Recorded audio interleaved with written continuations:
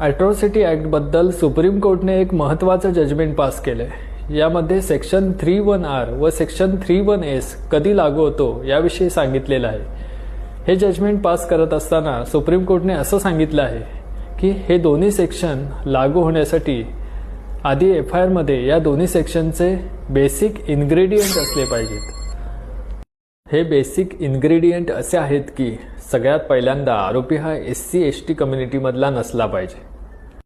दुसरं, आरोपीने intentionally ST/NT कम्युनिटीमधल्या व्यक्तीचा अपमान केला असला पाहिजे, धमकी दिली असली पाहिजे किंवा शिवीगाळ केली असली पाहिजे.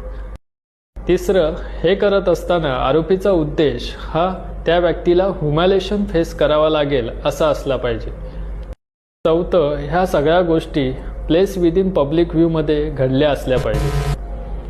तसंच सुप्रीम कोर्टने हे देखील क्लेरिफाय केले की प्रत्येक शिवीगाळ किंवा प्रत्येक अपमान केला म्हणजे ॲट्रॉसिटीचा ऑफेन्स होत नाही. तसेच जातीचा उल्लेख केला म्हणजे ॲट्रॉसिटी होत नाही, तर संबंधित व्यक्ती हे ST/NT कम्युनिटीमधील असली पाहिजे. या जजमेंटचं नाव आहे Keshav Mahato versus state of Bihar.